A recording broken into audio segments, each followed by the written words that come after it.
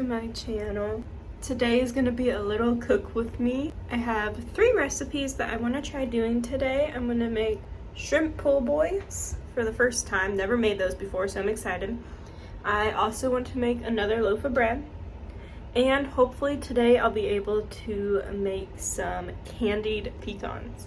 If I don't finish them today, I'll just do whatever I didn't do tomorrow. So this video might be over the course of a couple days. Make sure to like and subscribe, and let's get on with the video.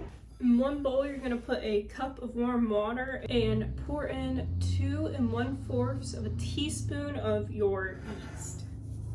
Don't be like me and forget to set out your butter. You need room temperature butter, okay? Set it out right now. Don't be like me, don't be stupid. I'm going to put a towel on top of it and let that set while we do our dry ingredients. You're gonna put 3 cups of flour in your bowl. Then you're gonna wanna add 1 teaspoon of salt and 3 tablespoons of sugar.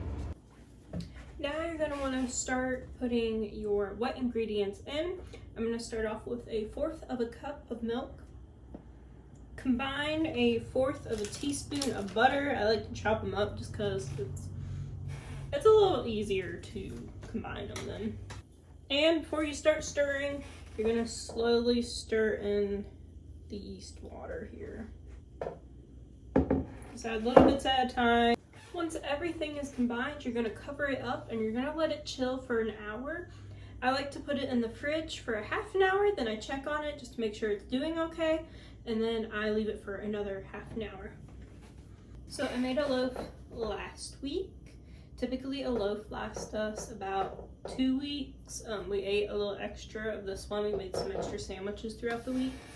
So I will freeze this one, and once that one's gone, then I'll take it out and defrost it and we'll use that one. I don't like to worry. As soon as the loaf's gone, I'm like, oh no, I gotta make another. I don't have time that day, so I go ahead and make some for ahead of time. It's now 4:30, so I'm gonna go ahead, clean this up while that's chilling, and I'm gonna make dinner. Yeah, I'm gonna make dinner. So for dinner, we decided we're gonna do the shrimp po' boys. I'm excited. I had these at the beach for the first time this year, and they were so good. So I'm going to try making that today. I've never made shrimp before, so to make it easy on myself, I got some fried shrimp. I got that defrosting because it's in the freezer. I went ahead and I mixed some lettuce, tomato. My oven's ready, so I'm gonna go ahead and cook these at 450 for 15 minutes. My dough is also ready. So I'm gonna go ahead and spray my pan down, and I'm gonna put the dough in here.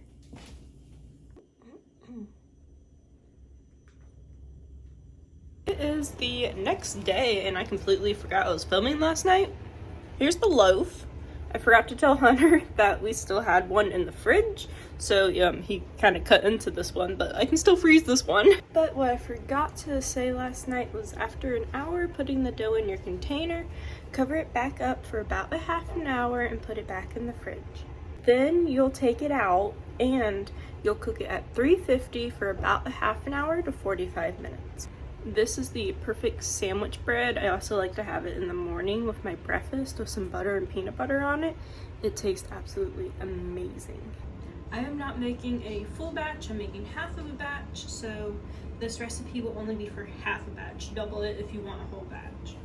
But you're gonna start off with putting either in a bag or container. I'm gonna use a small container. The dry ingredients, so we got half a cup of sugar,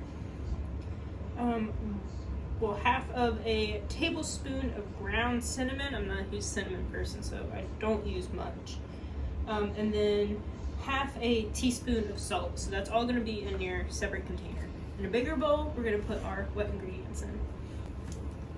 We're gonna start off with 1 teaspoon of vanilla extract, then 1 teaspoon of water, and you're gonna need 1 egg white.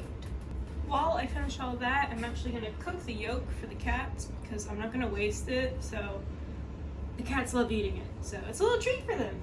And I also preheated my oven to 250.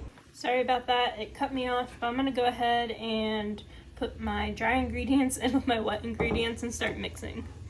And I'm going to add my pecans. I'm going to do half a pound instead of a whole pound, and I'm going to use chopped just because that's what I prefer.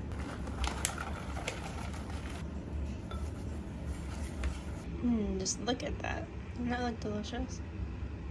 I sprayed my pan down and put all of my pecans on here evenly so they can cook real nice and evenly. Next up, to the oven for 15 minutes, 15 to 20. I do 15 and then I like to check on it and maybe put it in for another 5. Depends on how caramelized they are. Look at those, they look so good.